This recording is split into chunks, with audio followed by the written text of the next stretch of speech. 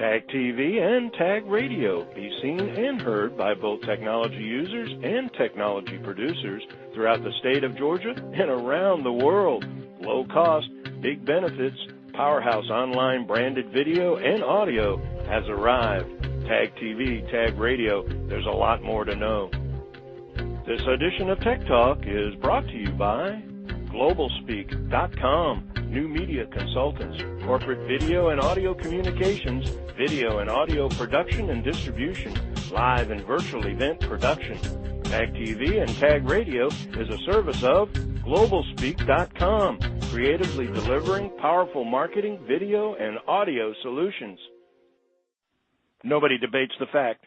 Today, it's expected that merchants accept electronic payments, but it's even more expected that those payments are secure. The reality, many companies don't truly understand security vulnerabilities. Oh, they may think they're secure, but in fact, they are at great risk. Unfortunately, most find out the hard way. Worse, flooded by solutions claiming to provide heightened security for a merchant's data, what companies don't get is that most of these solutions are, well, simply put, not bulletproof.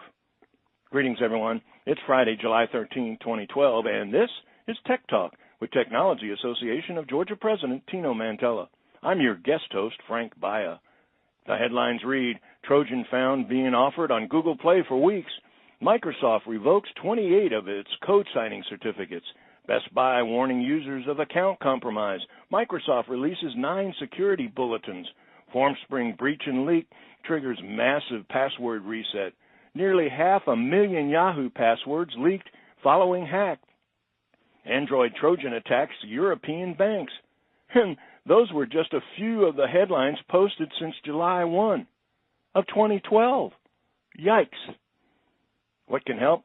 Up to the breach and hack, Tech Talk turns to Atlanta's own Paymetric as we gain the insights into the vulnerabilities and the solutions with company president and CEO Asif Ramji. A seasoned payments executive with over 15 years directing companies within the software and payment transaction processing industries, he joined Paymetric in 2009, responsible for sales, marketing, business development, and product strategy. Most recently, Asif, serving as the firm's chief revenue officer, led 10 consecutive quarters of double-digit revenue growth.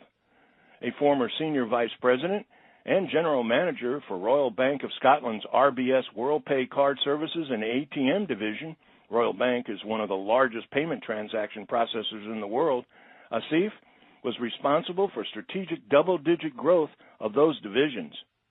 His list of career accomplishments includes North American Vice President of Sales for Ernex, a division of one of the North America's largest electronic transaction processors, CEO and founder of eCard Solutions, and led the unprecedented growth of giftcertificates.ca, a premier consumer and employee incentive marketing business. A look inside electronic payment security's landscape and candid conversation of the vulnerabilities of the so-called bulletproof solutions as the Tech Talk goes beyond breach and hack to real-world solutions that create results with Paymetric President and CEO Asif Ramji. Asif, welcome to Tech Talk. Hey, thank you for having me on the show. What a great space to be in. I know you've got an extensive background as far as e-payments are concerned, but I think fintech has been electrified over the last couple of years, certainly with cloud and various mobile devices. I'm gathering, based on my understanding, the primary industry is divided up into kind of various technology delivering platforms or platforms you want to interface with. I guess really where I'm going is, tell us a little bit from the standpoint of, say, ERP. Yeah, so let me tell you, Paymetric is first of all, an integrated payments and data security provider that really focuses in on ERP. So and specifically SAP. So SAP doesn't have the native ability to accept credit card payments. And so it's really a manual process of, when a card is taken from the originating either point of sale or wherever the card is entered into the system. And there's a manual process to flow it all the way back through to the general ledger. So what Paymetric does is we have an elegant integration that basically is outpost agnostic, which means that we can take the payment, whether it's from a mobile device, web, e-commerce, point of sale, or even through a call center, IVR, and integrate it elegantly all the way through into the back end and to the general ledger. It effectively looks like it's part of SAP.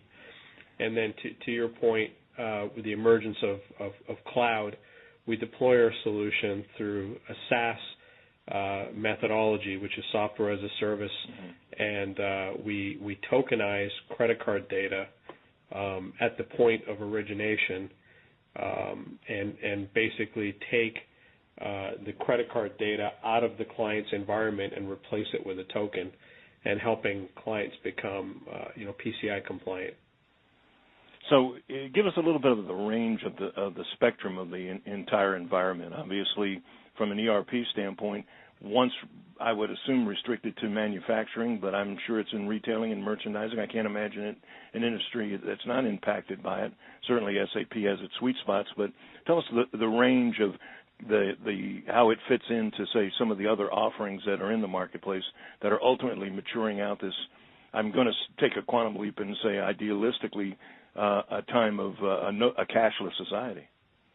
Yeah, I think first of all you're going to see it in every industry. Where we specifically work in everything from wholesale distribution, manufacturing, public sector, retail.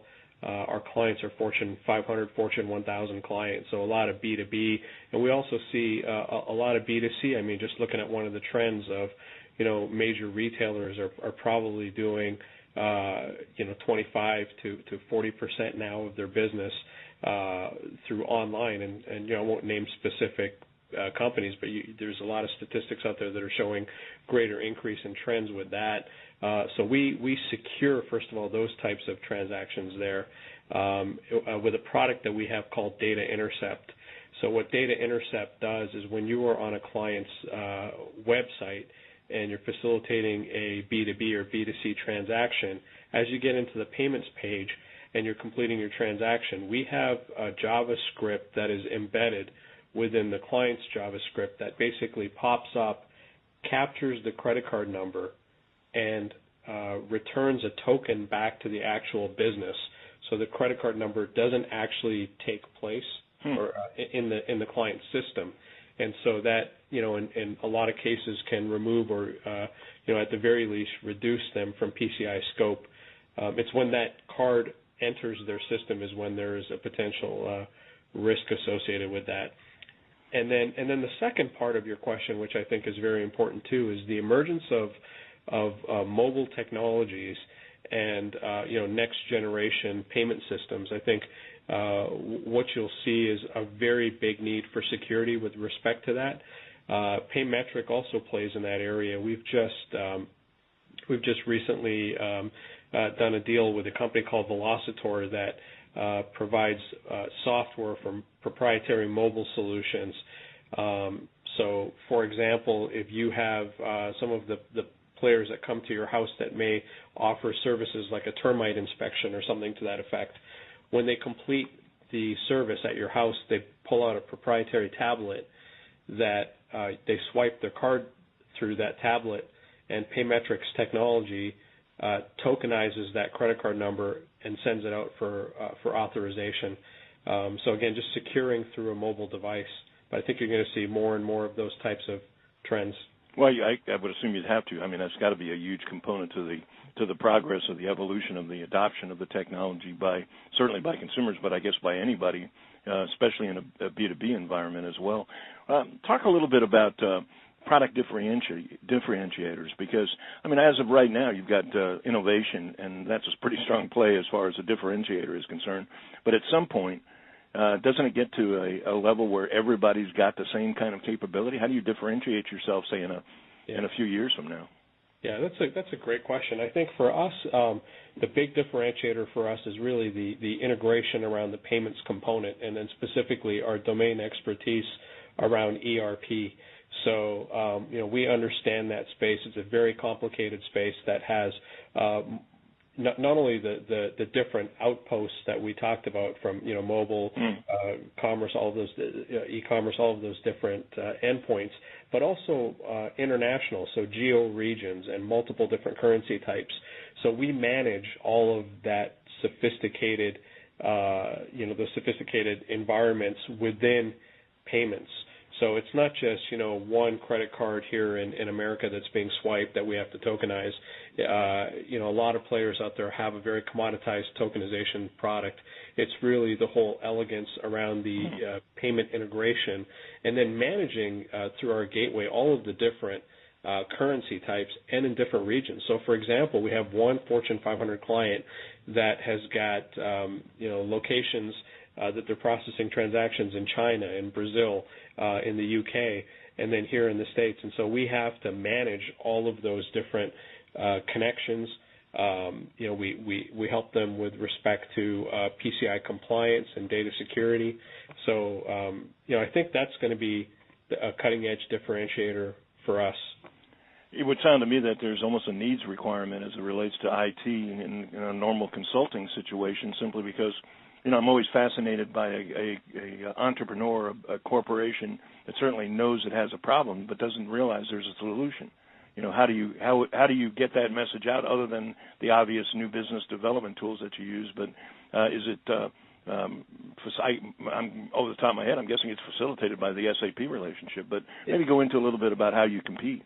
Yeah, I think that's a great question. I think what happens is not only do we have a great presence within SAP, but we also do business outside of SAP. So we've got a lot of major, like I said, Fortune 500, Fortune 1000 clients that work with us, not only just for payment integration, but also for data security. I think Paymetric is a thought leader. So we started doing tokenization in 2008, and we're on the cutting edge of taking encryption and evolving it into the next generation, data security for these large players. I think the types of businesses that we represent today, if I started listing them off for you, I think, you would see the clout that Paymetric has. And I think that the word of mouth through that, understanding that, we have the infrastructure and we have an organization that is basically dedicated to supporting these types of large clients. We get a lot of referrals that come from that.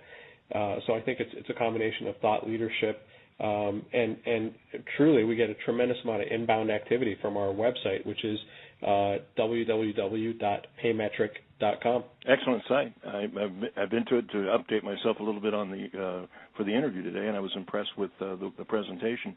I'm kind of wondering about this, and that is on one side you got data security, on the other side you got big data and analytics.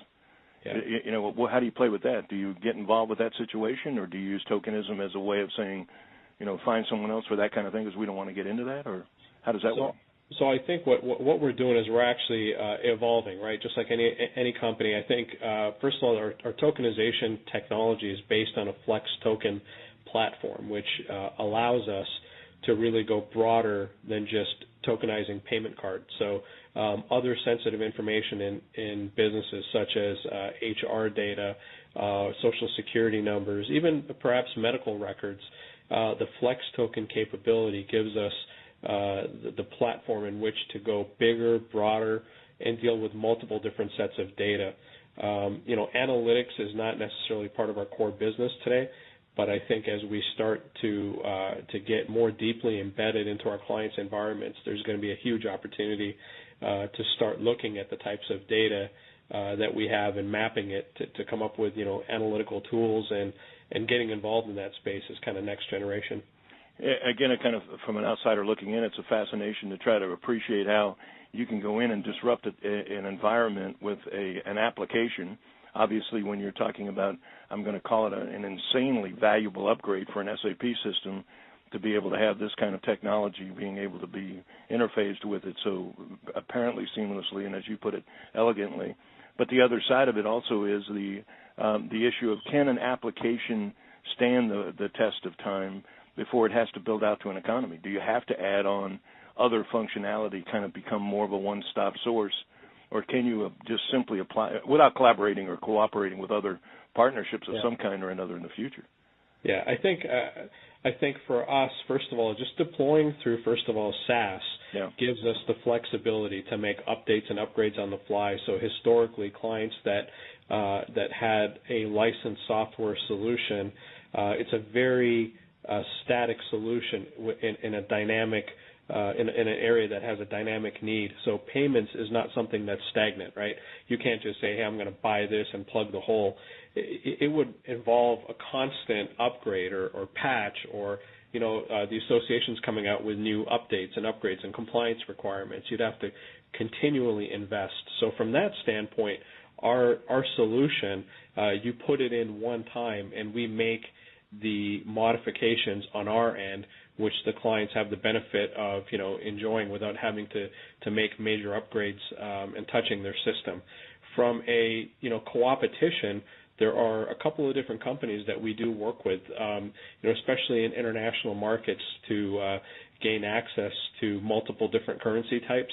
So we do leverage some partnerships there, for currencies that perhaps are not mainstream, or even for alternative payments like Bill Me Later or PayPal, or even leveraging Amazon or Google Checkout. We do leverage certain partners to be able to have access to that. And then what that does for us is it enables us to provide a complete full-service end-to-end solution of every single payment type in every single geography.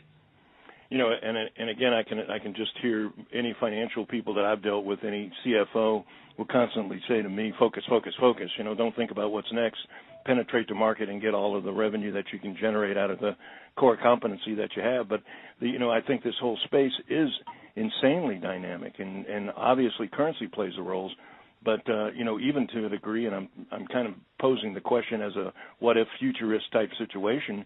Even pricing becomes sort of a day trader type situation where you have to not just deal with the way that we traditionally deal with a quote-unquote price list and the way purchasing is made today. It may even be a auto trader or Manheim type of auctioning type situation that comes about, so that the processing aspect of it is certainly one component of it, but the dynamics of how it interfaces with the overall operation could prove to be pretty interesting. Is that far-fetched, or is that something? I think that's a very interesting concept. I think as payments in its core becomes commoditized, I think seeing those types of that type of methodology that you described, it could play a role in the future. Fortunately for us, we have a very solid SaaS monthly subscription-based model that is, based on transactional tiers and transactional buckets. So what it does is it brings predictability to our clients and brings predictability to our business, and allows us to have building blocks that create a successful organization and take away those unknowns. So it works well for our clients. It works well for us. Well, are you at liberty to specifically talk about some of your clients? I mean, who are your clients, and how many do you have, and what size are they? Unfortunately, I can't get into the specifics of it, just due to the nature of, obviously, we are dealing with security solutions. Sure. I don't want to name them by name, but I will tell you that, again, the top brands, whether it's retail sporting goods, and the top businesses there, petroleum, retail sector, all Fortune 500, Fortune 1000 companies. So top global brands that you would easily recognize. And we also scale our solution down. It's not just for those large enterprises or just ERP. In fact, we just recently did a very large deal with a non-SAP client that is, again, very prominent and just needed data security and tokenization services. Well, how much go into that just a little bit, how much of the work that you do is customized versus, I don't want to say shelf, you talked about SaaS, but do you convert and customize? Apparently you do, if you'll be able to deal with that variation of client. We have both, right? So why we've been successful and why we differentiate ourselves from others in the space is we actually have a product strategy, and we take a disciplined product approach. And so the core part of our technology is there that we can just we can implement.